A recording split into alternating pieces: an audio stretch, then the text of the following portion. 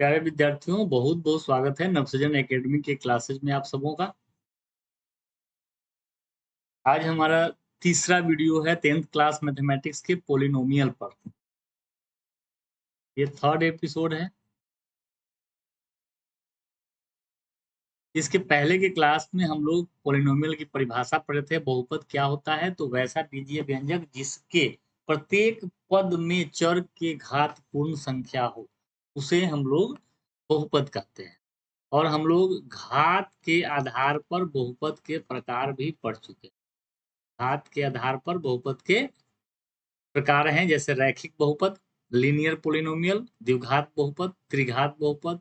Similarly चतुर्थ घातीय, पंचघातीय बहुपद भी हो सकते हैं।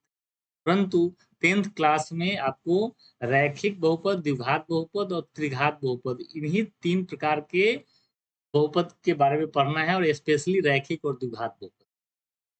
हमारा आज का टॉपिक शुरू होता है बहुपद के मानक रूप से। रैखिक बहुपद को हम लोग इंग्लिश में लिखते हैं लीनियर पोलिनोमियल। इसका मानक रूप होता है ax प्लस बी, जहां a और b जो गुणांक है और अचर पद है वह वास्तविक संख्या होना चाहिए, अर्थात परिमेय या अपरिमेय कुछ भी रह सकता है। और जो x का गुणांक है a वो जीरो नहीं होना चाहिए, क्योंकि रैखिक बहुपद है और अगर x का गुणांक जीरो हो जाएगा तो x वाला जो टर्म है वो वैनिश हो जाएगा, जीरो प्लस बी हो जाएगा, तो अब यह रैखिक बहुपद नहीं रह पाएगा। इसलिए x के गुणांक को जीरो के इक्वल नहीं होना चाहिए। आगे आगे बढ़ते हैं। द्विघात बहुपद जो होता है, इसको हम लोग अंग्रेजी में कहते हैं क्वाड्रेटिक पोलिनोमियल।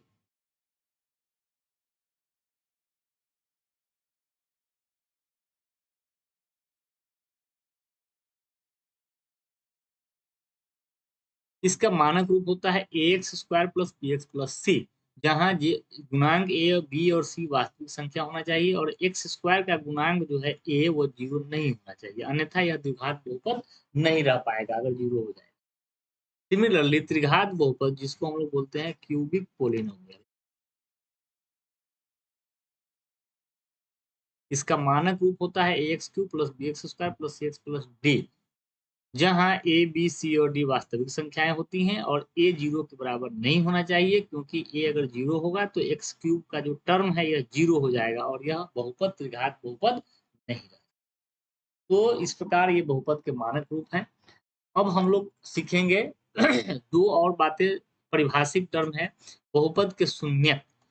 यदि पी एक्स कोई बहुपद है और उस बहुपद में एक्स के जगह पर के रखने पर बहुपद का मान शून्य हो जाता है, तो के जो है उस बहुपद का शून्यक है। यदि के बहुपद पी एक्स का शून्यक है तो पी के बराबर जीरो होना चाहिए, अर्थात वह मान जो उस बहुपद के मान को जीरो कर दे।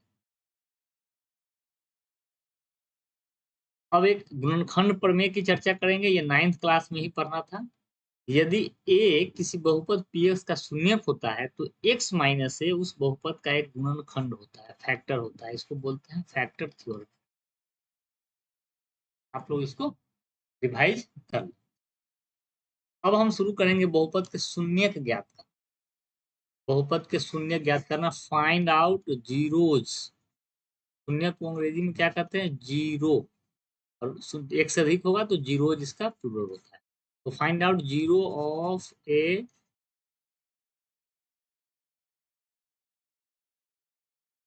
Linear polynomial. जैसे कह रहा है कि निम्नलिखित बहुपदों के शून्य ज्ञात करें। ये एक बहुपद है, इसका शून्यक निकालना है। फिर root two Y minus one एक शून्यक है। फिर एक शून्यक है हमारा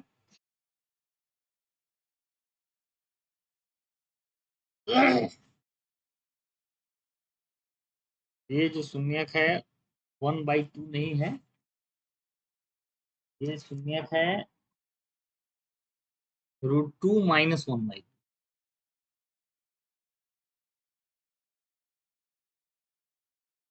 और जेड प्लस 1, ये तीन हमारे शून्यक बहुपद दिए गए हैं। हम लोग इसका शून्यक निकालें।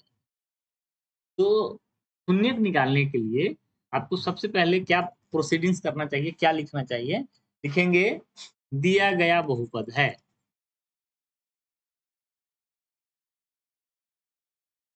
बहुपद पी एक्स, पोलिनोमियल इन एक्स है इसलिए पी एक्स लिख दिया -5x। उसके बाद लिखेंगे यदि के इसका शून्यक हो तो क्या होगा, पी के बराबर 0। अर्थात अब इस बहुपद में एक्स की जगह पे के रखेंगे तो यहाँ -5k + 2 = 0 और -5k = -2 और k = ये माइनस माइनस कैंसिल होकर 2/5। तो इस प्रकार से के जो है शून्यक जो है आ गया 2/5। इसी तरह से आपको हर एक क्वेश्चन में आपको लिखना चाहिए। जैसे हमारा दूसरा क्वेश्चन, उसको बनाएंगे तो क्या लिखेंगे, दिया गया बहुपद है, दिया गया बहुपद, ये पोलिनोमियल इन y है तो लिखेंगे पी वाई इक्वल टू क्या है, √2y - 1/2। फिर लिखेंगे यदि k इसका शून्यक है तो क्या होगा, तो पी के बराबर होगा 0। फिर हम लोग क्या करेंगे, अब y को k से रिप्लेस कर देना है तो 2y तो 2k कर देंगे -1/2 = 0 और √2k बराबर हो जाएगा 1/2 और k बराबर 1/2 √2। ये जो है इस बहुपद का शून्यक हुआ। आपको हर एक सवाल में इसी तरह से प्रोसीड करना है। जैसे तीसरा सवाल है तो लिखेंगे दिया गया बहुपद है, क्या है ये, जेड में है तो पी जेड बराबर जेड प्लस, यदि के इसका शून्यक है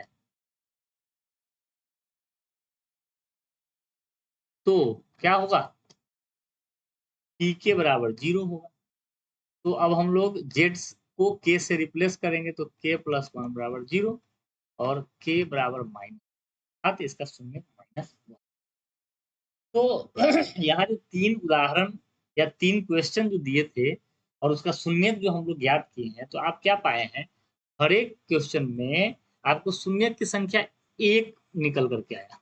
क्या 1 से अधिक शून्यक निकला? नहीं निकला। तो हम लोग इस निष्कर्ष पे पहुँच सकते हैं या ये कह सकते हैं कि रैखिक बहुपद जो है उसका शून्यक की संख्या 1 होता है। रैखिक बहुपद का केवल एक ही शून्यक होता है। रैखिक का मतलब क्या है? एक घातीय, एक घात वाला बहुपद। तो हम लोग ये पाते हैं कि अगर कोई बहुपद अगर एक घात का है अर्थात रैखिक बहुपद है, लीनियर पॉलिनोमियल है, तो उसके शून्यक भी एक ही होंगे और शून्यक जो है वह परिमेय भी हो सकता है अथवा अपरिमेय भी हो सकता है, अर्थात वास्तविक संख्या होती है। अब हम लोग सीखेंगे द्विघात बहुपद के शून्यक। यहाँ एक क्वेश्चन दिया गया, निम्नलिखित बहुपदों के शून्य ज्ञात करें। एक बहुपद ये है, एक बहुपद ये है, एक बहुपद ये है और एक बहुपद ये है। द्विघात बहुपद के शून्य को निकालना है। प्रोसेस सेम ही रहेगा, परंतु द्विघात बहुपद का शून्यक निकालने के लिए आप इन गणितीय सूत्र या इन सारे सर्व समीकरणों का प्रयोग कर सकते हैं। a + b का whole square, a² + 2b + b², a - b का whole square, a² - 2b + b², a² - b², a + b - b और x + a × x = x² + a + b + a। ये 4 फार्मूले की मदद से हम लोग द्विघात बहुपद का शून्यक ज्ञात करें। प्रोसेस वही रहेगा, लिखेंगे क्या हल करने के लिए,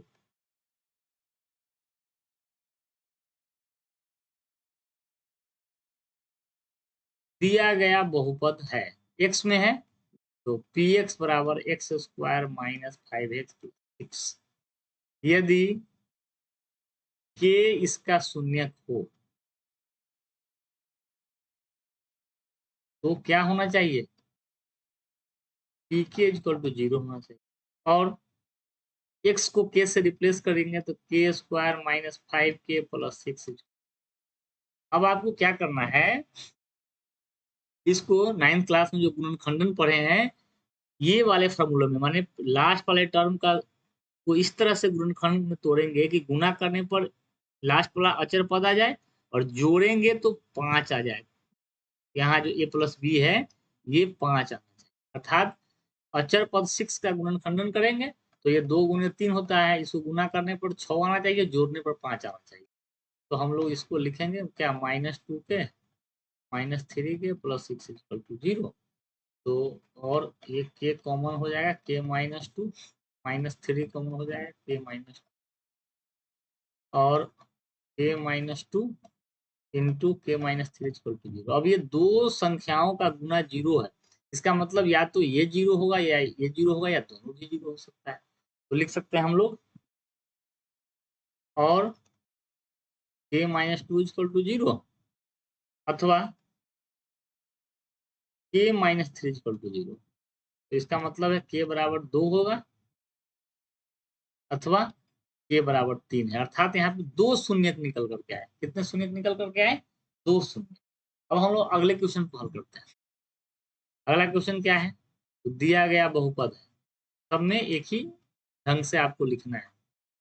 ये x में है तो दिया गया बहुपद px बराबर एक्स स्क्वायर -4। अब यदि k इसका एक शून्यक होगा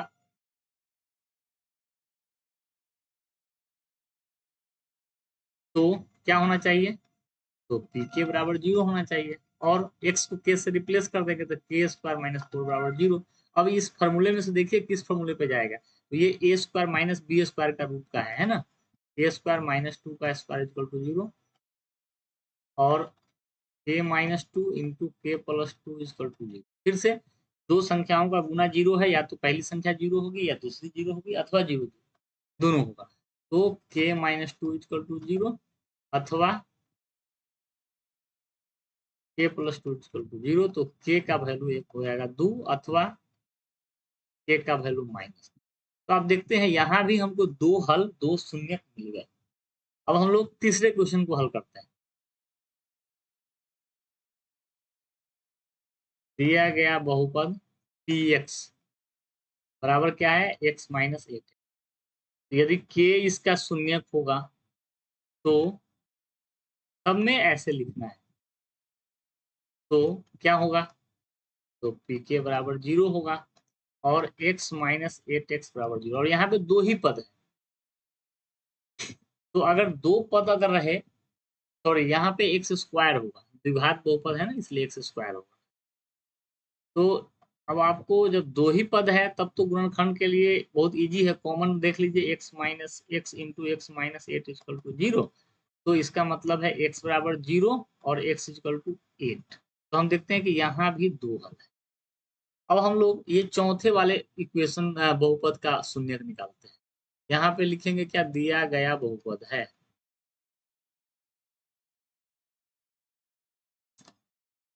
px बराबर एक्स स्क्वायर प्लस, यदि k इसका शून्यक होगा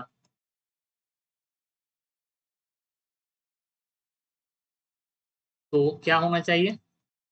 pk बराबर 0 होना चाहिए और x square plus 4 equal to 0 होना चाहिए और एक्स स्क्वायर बराबर -4 तो एक्स बराबर √4। अब -4 का वर्गमूल हम लोग अभी तक जितनी भी संख्याएं या जितने भी संक्रियाएं पढ़े हैं उसके हिसाब से -4 का वर्गमूल निकालना अज्ञात है, ये और अज्ञात है हमारे लिए। तो इसका कोई हल नहीं निकला, कोई शून्यक नहीं आया। क्या हुआ? कोई शून्यक नहीं।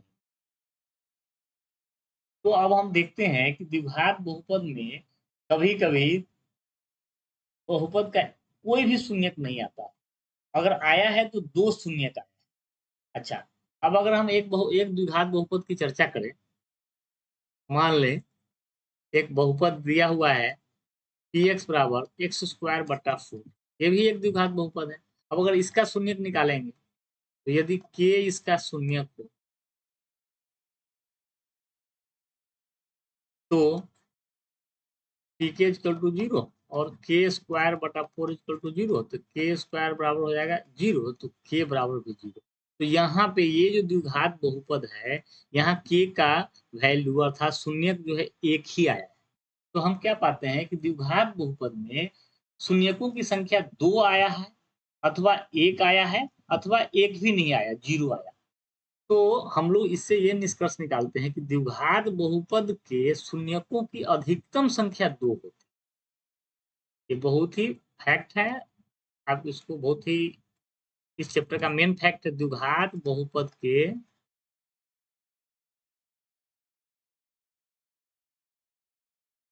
शून्यकों की संख्या अधिकतम, शून्यकों की अधिकतम संख्या 2 होती है। अर्थात किसी किसी द्विघात बहुपद का अधिकतम 2 शून्यक भी आ रहा है, किसी का 1 भी आ रहा है और किसी का 1 भी शून्यक नहीं आ रहा, 0 भी आ रहा है। तो अधिकतम संख्या 2 होती है, न्यूनतम 0 भी हो सकता है, 2 भी हो सकता है, 1 भी हो सकता है। तो ये हो गया द्विघात बहुपद का शून्यक निकालना। अब हम लोग एक चीज देखते हैं कि जब भी हम द्विघात बहुपद हो या रैखिक बहुपद का शून्यक निकालते हैं, तो शून्यक में ये जो अचर है, इस अचर का यहाँ जो गुणांक है, जैसे 1 है, 5 है, 6 है, ये सब गुणांक का बहुत महत्वपूर्ण रोल है। ये गुणांक यहीं पे रहते हैं और गुणांक के जैसे यहाँ पे हम देखें कि k square minus 4 equal to 0, तो ये जो 4 जो गुणांक है उसी पर डिपेंड किया है शून्यक का वैल्यू। तो हम लोग ये पाते हैं कि बहुपद के शून्यक और गुणांक के बीच संबंध हो सकता है, क्योंकि शून्यक जो निकालते हैं उसमें गुणांक की ही भूमिका होती है, गुणांक का ही रोल होता है। तो बहुपद के शून्यक और गुणांक के बीच एक संबंध होता है, जिसको अभी हम लोग चर्चा करेंगे। अच्छा, और एक बात बता दें कि जनरली जब हम लोग शून्य की बात करेंगे, किसी भी बहुपद के शून्य की बात करेंगे, तो हम लोग शून्य के लिए अल्फा, बीटा, गामा इत्यादि संकेत का प्रयोग करते हैं। ये ग्रीक अक्षर है, इनका यूज शून्य के संकेत के लिए स्पेशली किया जाता है। ये एक ट्रेडिशन है, परंपरा है, ऐसा कोई जरूरी नहीं है, बट ऐसा परंपरा है, प्रैक्टिस है ये। अब आगे आते हैं हम लोग शून्यक और गुणांक के बीच हम लोग संबंध पता करते हैं। तो सबसे पहले हम लोग रैखिक बहुपद के बारे में, तो अगर पी एक्स बराबर ए एक्स प्लस बी कोई रैखिक बहुपद है और अल्फा इसका अगर शून्यक है, तो पी अल्फा बराबर 0 होगा। इसका मतलब ए अल्फा प्लस बी बराबर भी 0। तो अल्फा, ए अल्फा बराबर हो जाएगा माइनस बी और अल्फा बराबर हो जाएगा माइनस बी बटा ए। तो हम लोग क्या देखते हैं कि अल्फा जो है वो बी और ए जो गुणांक है, बी और ए जो गुणांक है उस पर डिपेंड करता है। तो रैखिक बहुपद में जो अल्फा है अर्थात शून्यक है, वो क्या होता है, तो अचर पद बटा एक्स का गुणा, यही संबंध आ गया। रैखिक बहुपद का शून्यक जो होगा वह अचर पद बटा एक्स का गुणांक माइनस। अब हम लोग चर्चा करते हैं द्विघात बहुपद के शून्यक और गुणांक के बीच संबंध क्या है। अगर पी एक्स बराबर एक्स स्क्वायर प्लस सी कोई बहुपद है और इसके शून्यक, यहाँ पे बहुपद द्विघात है तो इसके 2 शून्यक हो सकते हैं, तो हम लोग 2 शून्यक अल्फा और बीटा मानते हैं। हम लोग गुणनखंड प्रमेय पढ़े हैं। गुणनखंड प्रमेय क्या कहता है कि अगर अल्फा एक शून्यक है किसी बहुपद पी एक्स का, तो एक्स माइनस अल्फा उसका एक गुणनखंड। सिमिलरली अगर बीटा एक शून्यक हो, तो एक्स माइनस बीटा उस बहुपद का एक गुणनखंड। तो अगर इसका शून्यक अल्फा और बीटा है, तो हम लोग कह सकते हैं कि एक्स माइनस अल्फा और एक्स माइनस बीटा इसके गुणनखंड होंगे। अब अगर एक्स माइनस अल्फा और एक्स माइनस बीटा इसके गुणनखंड है, तो हम लिख सकते हैं कि x square plus b x plus c बराबर k into x minus alpha into x minus beta. यहाँ पे के क्यों लिखे हैं, क्योंकि ये जो गुणनखंड है अर्थात एक्स माइनस अल्फा और एक्स माइनस बीटा जो है वह इस बहुपद शून्य बहुपद को विभाजित करेगा। विभाजित करेगा तो कुछ ना कुछ भागफल तो होगा, इसलिए भागफल हम के मान लिया, ये कुछ भी कोई अचर संख्या हो। अब हम लोग अगर इसको दोनों बगल गुना करें, अब हम यहाँ से इसको हल करें, और x square plus b x plus c बराबर, इसको अगर आप गुना करेंगे तो आएगा x square minus alpha plus beta into x plus alpha, और x square plus b x plus c बराबर x square minus k alpha plus beta into x plus k alpha. अब ये दोनों जो है ना एक ही फॉर्मेट में आ गया, एक ही रूप में आ गया। तो समान हाथ वाले पदों का तुलना करेंगे, करने पर क्या आएगा, तो एक्स स्क्वायर का जो गुणांक है वह यहाँ पे एक्स स्क्वायर गुणांक के बराबर होगा, तो ए बराबर हो जाएगा के, और x का जो गुणांक है b वो यहाँ पे x के गुणांक के बराबर होगा, तो b बराबर माइनस के, चूंकि यहाँ प्लस है और ये माइनस में आ गया, तो minus k alpha plus beta, और c बराबर आप देखेंगे अचर पद यहाँ c है और यहाँ है के अल्फा। तो अब अगर आप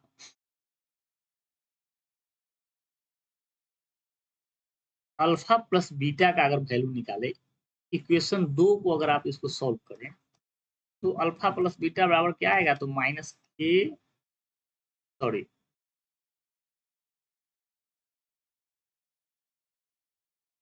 बी बटा माइनस के हो जाए, और इसी को लिख सकते हैं माइनस बी बटा के, या ये जो के है किसके बराबर है, ए के बराबर है, तो माइनस बी बटा ए, ये एक संबंध है।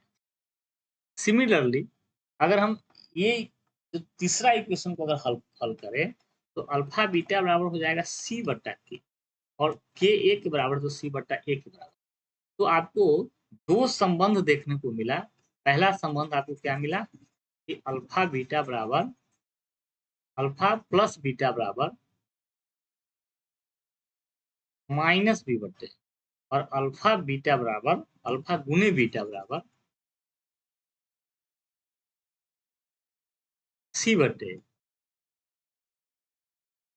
इसी को आप भाषा के रूप में लिख सकते हैं कि शून्यकों का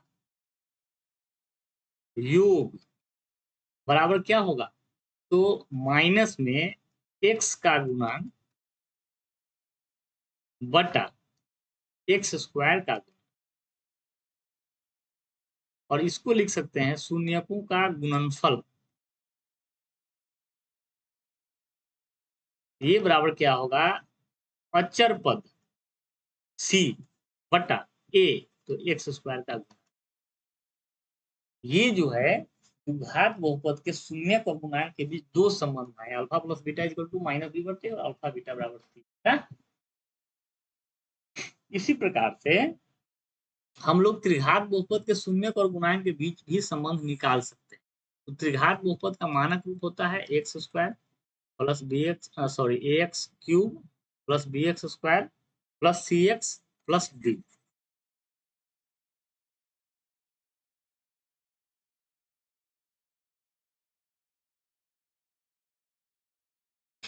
और त्रिघात बहुपद के जैसे हम लोग देखें कि रैखिक बहुपद का एक ही शून्यक होता है, द्विघात बहुपद के दो शून्यक हो सकते हैं, उसी तरह से त्रिघात बहुपद के अधिकतम 3 शून्यक हो सकते हैं, अल्फा बीटा और गामा। बस आप इसको जान लीजिए, इसका शून्यक निकालना आपके सिलेबस में नहीं है। तो त्रिघात बहुपद के 3 शून्यक होंगे, alpha plus beta plus gamma, और यहाँ जो पैटर्न आ रहा है उसके हिसाब से शून्यक और गुणांक के बीच जो संबंध होगा वो होगा alpha plus beta plus gamma, माने सभी शून्यकों का योग। तो यहाँ अब एक्स स्क्वायर का गुणांक माइनस बी बटा ए, अल्फा अब दो दो करके लेंगे, alpha beta plus beta gamma plus alpha gamma, तो ये होगा एक्स का गुणांक सी बटा ए। फिर तीनों को एक साथ लेंगे तो एक माइनस एक प्लस फिर एक माइनस, और ये अचर पद बटा ये त्रिघात बहुपद के लिए शून्यकों और गुणांकों के बीच संबंध होते हैं। शून्यकों का योग तो 3 डिग्री का है, तो 2 डिग्री वाला जो होगा उसमें माइनस लगा करके बटा में दो दो करके लेंगे, तो उसके अगले वाले पद 1 डिग्री वाला जो है अर्थात एक्स जो है उसका गुणांक बटाए, और तीनों का ले लेंगे गुना अचर पद, तो ये डी बटा ए होगा। तो ये शून्य और गुणांकों के बीच संबंध हो गए।